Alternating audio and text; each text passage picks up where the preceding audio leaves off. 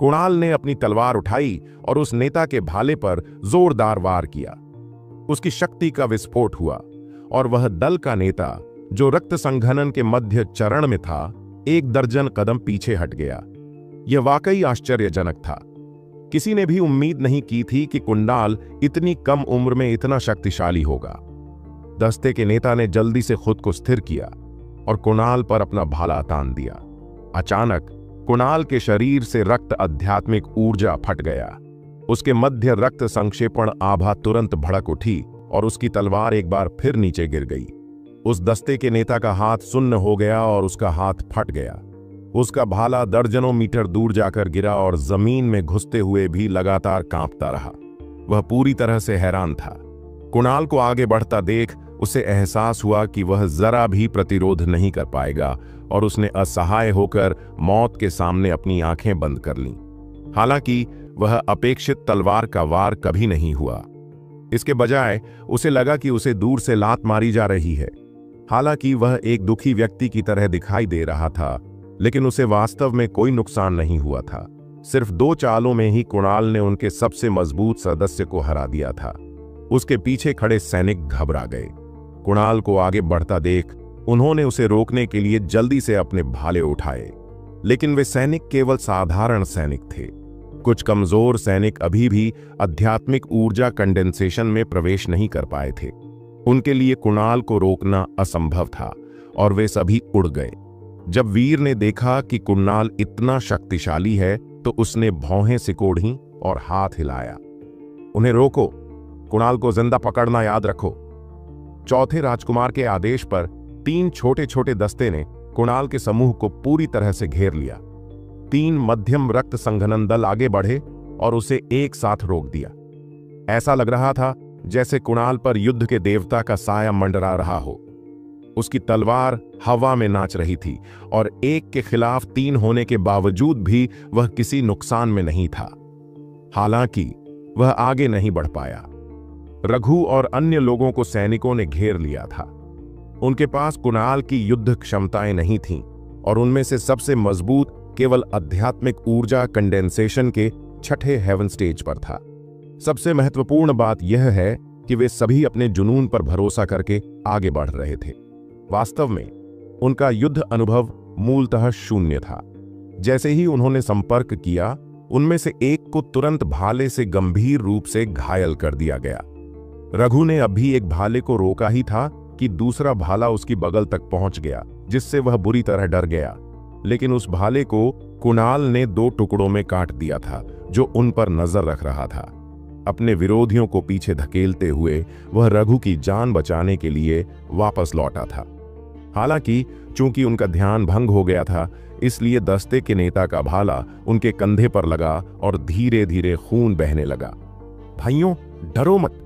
भले ही हम मर जाएं, 20 साल बाद हमें फिर भी हीरो के तौर पर याद किया जाएगा।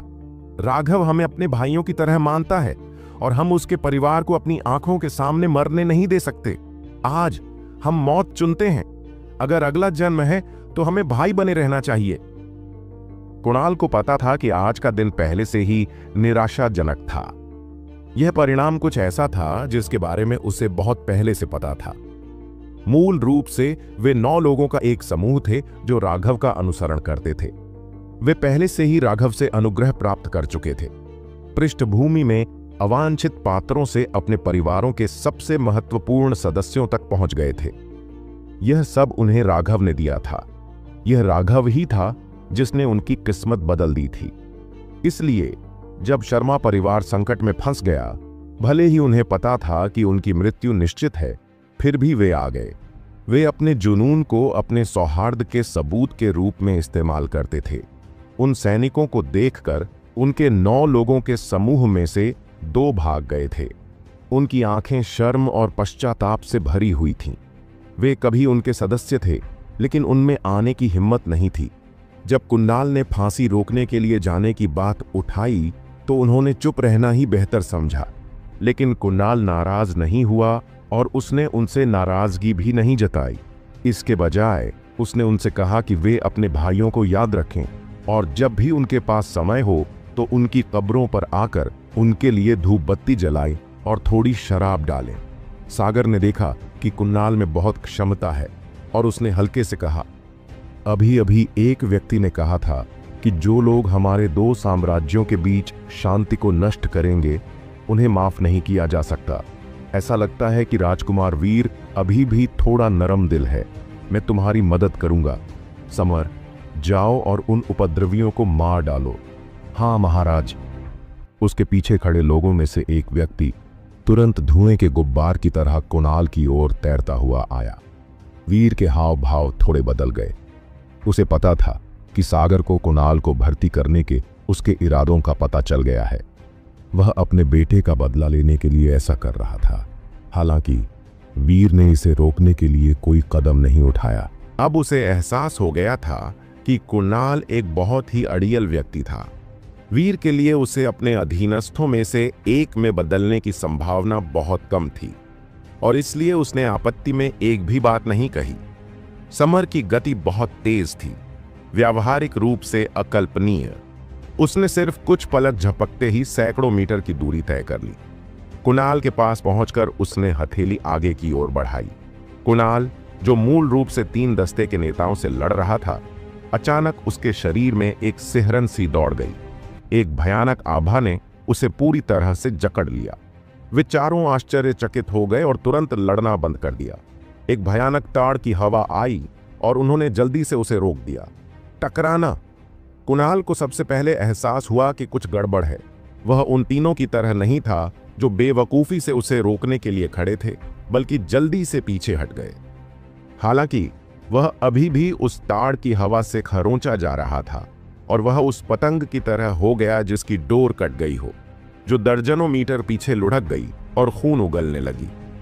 अब उस जगह पर वापस देखने पर वे तीनों दस्ते के नेता जो उसके साथ लड़ रहे थे अब पहचान में नहीं आ रहे थे, क्योंकि उनकी लाशें जमीन पर पड़ी थीं। उनकी सारी हड्डियां चकनाचूर हो चुकी थीं और उनकी आभाएं गायब हो चुकी थीं। आह, मुझे खेद है। मुझे लगता है कि यह थोड़ा ज्यादा कठोर था। समर ने थोड़ा मुस्कुराया। हालांकि उसकी यह माफी थोड़ी भी माफी मांगने वाली नहीं थी। युद्ध पूरी तरह से रुक गया। सभी लोग इस अचानक परिवर्तन से स्तब्ध रह गए। उन लाशों को देखते हुए जिनमें अब मानव रूप भी नहीं था, सभी बहुत देर तक चुप रहे। वे मध्य रक्त संघनन क्षेत्र में उनके दस्ते के नेता थे। उन तीनों को एक ही ताड़ के पेड़ ने मार डाला था। यह भयावह कैसे नहीं हो सकता था? एक टेंडन परिवर्तन विशेषज्ञ, अंत में किसी ने घबराकर चिल्लाया, केवल एक टेंडन ट्रांसफॉर्मेशन विशेषज्ञ ही उन तीनों को इतनी आसानी से मार सकता था। तुम। वीर का चेहरा उदास हो गया। उसे यह कैसे एहसास नहीं हो सकता था कि सागर ने उसे शर्मिंदा करने के लिए जानबूझकर ऐसा किया था। यह कैसी अप्रत्याशित दुर्घटना है। आखिरकार एक टेंडन ट्रांसफॉर्मेशन विशेषज्ञ भी इंसान ही होता है और मुट्ठियों की आंखें नहीं होती। युद्ध के बीच में कोई भी कुछ भी गारंटी नहीं दे सकता। मुझे लगता है कि राजकुमार वीर को यह समझने में सक्षम होना चाहिए। आप क्या सोचते हैं? सागर मुस्कुराई। उसने जानबूझकर समर को ऐसा करने के लिए कहा था। वह अपने भतीजे को यह बताना चाहता था कि भले ही उसके पास उस व्यक्ति का समर्थन है, लेकिन वह जीवन भर उसका साथ नहीं दे पाएगा। इसलिए उसे ज्यादा संयमित रहना चाहिए और ज्यादा नहीं। चौथा, राजकुमार सागर का मतलब कैसे नहीं समझ पाया? वह गुस्से से भरा हुआ था, लेकिन उसने कोई कदम नहीं उठाया। इसके बजाय वह अपने दिल में इस नफरत को दर्ज कर रहा था। कुणाल ने मुंह से खून थूकने के बाद धीरे धीरे वापस खड़ा हो गया।